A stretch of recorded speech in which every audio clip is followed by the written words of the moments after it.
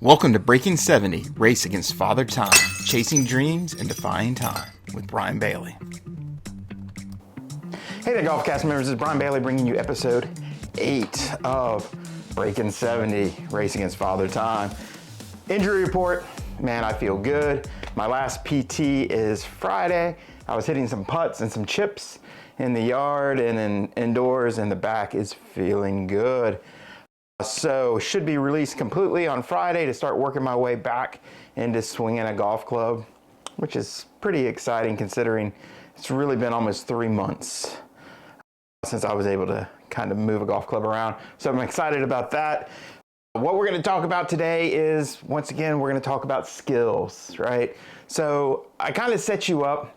Inside this video series, hard for me to kind of describe. If I worked with you as a student, we would blend this all together, right? But what I decided to do is kind of go old school technique, right? Most coaches set you up. We got to put you in the right stance. We got to put you in the right grip. We got to put all these pieces, what they envision to be the best way for you to putt well. And it can help some players. But the problem is, a lot of times is coaches and players will put themselves in something that looks pretty but doesn't perform, right? So I can set up and look just like said pro, but I don't move the club like said pro because my body isn't designed to move the way that they move. Putting stroke, a little harder. Full swing, definitely, right? So what I've really learned over time is we got to come up with a functional system, a system that allows you to repeat relatively well, that your stroke can kind of repeat relatively well. But more on top of that, we've got to have skill controls. And inside of putting, we're going to do 5 big skills. Indoors, which we still are, because even though the Mid-Atlantic, we're finally getting 55, 60 degree weather, I can't get out to the golf course, but we'll expand this once we're able to get outside. But we're really going to look at 4 main functions or skills that you need to be able to do on the putting green. One is face control. What do I mean by face control? So at impact, what is the face of my club? Is it pointed relatively on my start line? Is it a little bit closed to my start line? Is it a little bit open to my start line? That is a huge factor, right? Most of the math, and they argue, the scientists do, basically says that 85 to 95% of your start line, give or take, so a whole lot, right? We're fighting over percentages. Wherever that face points, the ball will start to roll, right? Yes, there's a launch, there's a skid, but at its simplest version, and we're kind of in the simplest version right now, wherever my face points, ball rolls. It's that simple. So path, so face would be at impact, where's it pointing? Path would be where the club is moving in space, has much less effect on where the ball starts. Now, if my face is closed and my path is out, you know, we're getting shearing forces, we're gonna have a bunch of issues with speed control, launch, all that great stuff. But really, what you really need to think about, the most important thing is face control. So we're gonna do 2 putting drills I'm gonna show you where we're gonna work on our skill, we're gonna get in a good setup, get up in the grip that I like the best as of right now, and a lot of this will change over time, but we're gonna actually deliver at 5 feet, face open and closed, where we're gonna basically be on a straight putt, we're gonna hit the center of the cup, we're gonna hit the edge of the cup, edge of the cup. So at 5 feet, that's about a 2 degrees face change. And then we'll move back to 10 degrees, and we want to burn the edges, and now we're going to be looking at basically a 1 degree of face change. So this gives us a good concept of how good is my ability to control the face. But we're going to set up everything normal. We're not going to open, close, we're not going to do things physically to change what's happening. We're going to allow it to happen during your normal setup, because again, we don't want to override the system to create a piece. We want to be able to control it inside of our normal system, if that makes sense.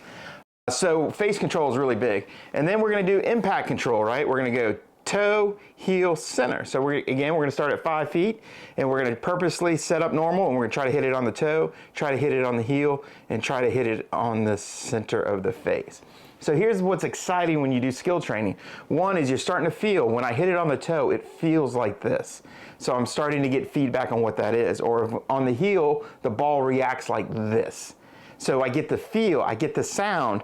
When I hit it on the edges, on the toe and the heel, I get less quality sound and I get less quality feedback. So again, as I'm starting to see when the ball starts left, when it starts right, when I start hitting heel, when I start hitting toe, what does that feel like? Now I'm starting to create senses and feels and have a really good understanding of what my putting stroke is doing, right? If I can understand that hitting on the toe, if I'm in a putting session or out on the golf course and I'm hitting it a bunch on the toe, now I have the ability, I've trained and understand, can I bring it more to heel, center heel, and maybe by me just having that feel and me moving where my impact point is, maybe I find the center. So the rest of the day, I'm gonna feel heel center stroke, which is gonna allow me to find the center of the face, which is gonna allow me to hit better putts, right? So the beauty of skill training, again, is it's gonna create those feels and the understanding of what's happening.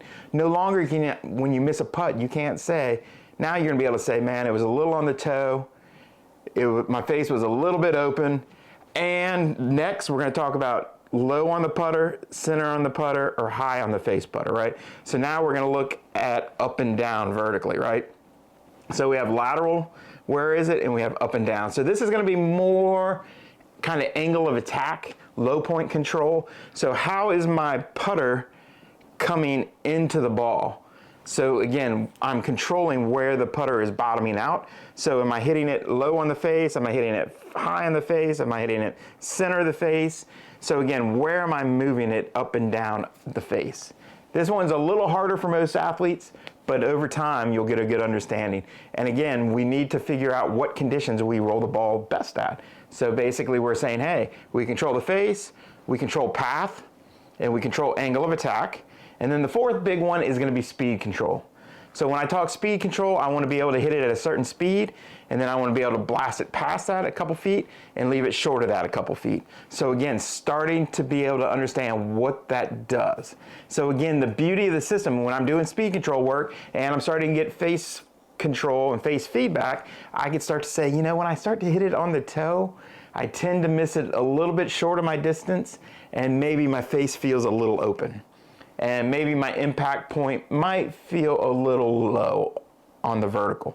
But again, the beauty is that I'm going to start creating those feedbacks. So now when I miss a putt, I can physically understand why I missed the putt, but I can also understand mechanically what happened with the interaction of the club face to the ball that led up to that miss. Most golfers can't give you that. Most golfers can go, oh, I pulled it, I pushed it, I did something, but they can't give you the feedback loop of what those pieces are having. And also the beauty of this system is you get to kind of pull yourself, take the me out of it, right? So when I miss a putt, most putters go, I suck. I'm just not a good putter. I'm crappy today. I don't know what I'm doing. That becomes a personal problem. I have a conflict. I'm blaming me. But if I can hit a putt and go, man, that putting stroke was really good. I just caught it a little too far out on the toe and I lost some distance. Cool. Can I fix that? You better believe it. I'm going to feel like my putter needs to be a little more heel center on my next strike. I'm not hating myself. I'm not creating anything. What I'm doing is allowing myself an opportunity to fix the problem, understand that it's not me personally. It is something that I am definitely in control of and I can fix. And again, if you take that attitude onto the putting course, you bring those skills inside of putting. We're gonna do the same thing for short game. We'll do the same thing for full swing. Once you understand those skills, train those skills and understand it, your ability to adapt and understand how to play better golf becomes disproportionately easier. Again, technique is important. Chicken egg, right? What's more important? Technique. No, we as a golf industry have done a really bad job in the fact that we stress technique too much, right? But again, is there a tolerance? So what I can find out too, when I'm putting, if my face is a little closed, a little open, it's still going in, my tolerance control is good enough.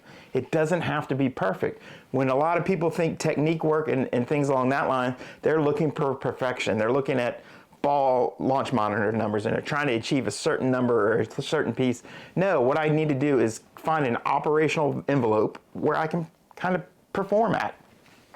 So at no point are we ever going to be able to deliver the face square every time. There's always going to be a slight variation, but is that variation controllable? And if it is, then I can perform at a very high level. So technique is important, don't get me wrong. If you set up in the proper ways for what you're trying to do, the body will work for you, but you can also have setups and technical pieces that prevent you from moving the club correctly or in a maybe not correctly, might not be the word, maybe in a more efficient manner, but the body is actually getting in the way of that. So yes, technical pieces are important, but what I really find out, especially for breaking 70, which is what we're really talking about, or, you know, as we're breaking 80, 90, 100, you know, the understanding of what's good enough changes. But again, for a player that's trying to break 70 with me, the understanding is my face is going to be pretty daggone good. My putting stroke is mechanically is probably pretty good. Could it be better? Of course. But I would say my skills have to be better, and the beauty of it is a lot of times inside of skill training, the geometry and all the important parts of technique take care of themselves. So as I'm trying to find the face, trying to get it square, trying to hit it more toe heel, having that understanding allows me to build technique to allow myself to find the center of the face. So again, it comes back to self-talk, self-understanding, understanding what my body's doing, what I'm trying to accomplish. And if you do that, like I said, you can build a lot of technical skills without putting in the hours and hours in front of a sand putt lab, a TrackMan, dedicating a lot of hours to certain systems. The beauty is, again, if you understand your skill sets, train your skill sets, this applies to the golf course, to performance, and your ability to adapt on the golf course. So, I rambled on a little bit more than I wanted to, but let's jump over here to the golf course or to my putting board, and we're going to start looking at different face control games. So again, we're going to work face, we're going to work open close, we're going to work toe, center, heel, we're going to work high to low, and then we're also going to work speed control. The fifth one would be green reading. We're going to be working on a flat board today, so we will wait for outdoor time to speak about green reading. And that's about that. So cheers. See you on the putting green. And again, I want you to be able to take this out this weekend to your golf course or to your indoor training area and start to apply this skill training to your putting. All right, now let's jump over to the putting board. We have a face control game. I'm going to purposely miss left, right, center. And you can see, for me, this was a real challenge, right? At 5 feet, it's 2 degrees of miss. I mean, that is a massive manipulation of the club face. But you can see I went left, I went right, and then I hit it perfectly in the center. So that's 5 feet face control. Now we're going to jump back to 10 feet. This is a drill that I do disproportionately more. I'm trying to get my face at 1 degree misses. So you can see I burn at left edge. My goal now is to come over here to the right edge. And I actually delivered a little further right than I wanted, more than 1 degree. And then again, can I find in between there? And my face was not perfectly square, but it was within a variance to make the putt, right? So that's what we're really trying to train. Now we're going to do some speed control games. So we're going to do a little bracket game. We're going to hit it at 6 feet. We're going to go at 4 feet. And then I'm going to drop the ball right in between at 5 feet, right? So on demand, I want to be able to hit it a certain distance. The way I control this is with speed of the club. How is it moving in time as well as length? But you need to be able to stop the ball on command at whatever distance you need. This is a skill. We're going to do the same game at 10 feet. This one I'm going to actually kind of walk back. Again, I don't mind which pattern you use. You could go long, short, center. On this one, we're going to walk it back. We're going to go long, center on target, and then a foot short. We don't mind, but the brain loves this bracketing, gives awesome feedback. So again, what we see here is I went 11 feet, I rolled 10 feet, and then my last putt, I will actually roll to 9 feet. So again, understanding what the variables are to hit at certain distances is key to performing on the golf course. Now we're going to jump in here to our lateral strike game. Toe, heel, center of the face, and you can see, ideally these should go in the hole, but that one I hit way out on the toe. This one I'm going to hit a little bit on the heel, but it's going to go in. And you can see the heel strike's a little more comfortable the way my putting stroke is designed. And then here we're going to hit the center of the face. So being able to understand how to move the stroke is really important. And then the final one is going to be our vertical challenge. So on that one, I hit a little down, so my low point was out in front of the golf ball. This one, I had my low point a little in front of the golf ball, so I caught it low on the putter. And then here is, can I find in between? And right there, nice roll.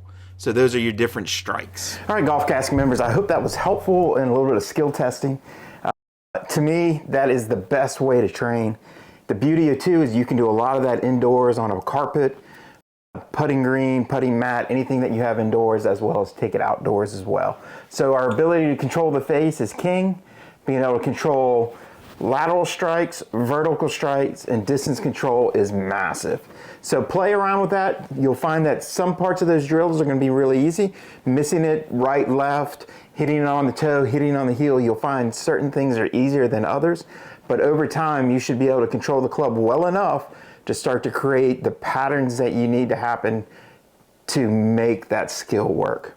And then once you can really dial in those components, then it gets disproportionately easier on the golf course to make putts, because you know what it feels like to deliver a face relatively square, and you can actually fix it as you go. I hope that was helpful. I will finish this up next week.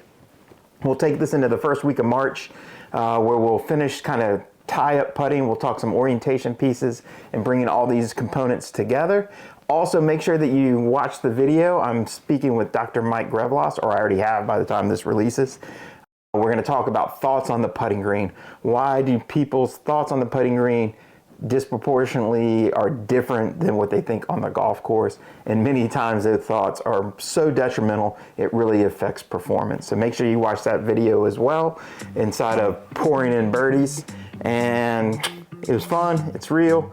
I'd like you to take this out to the golf course and give me some feedback. Tell me which skills you liked, which ones were easy, which ones were challenging, and keep me posted on your charge to breaking your scoring goal. For me, and for all those that are trying to break 70, see you next week.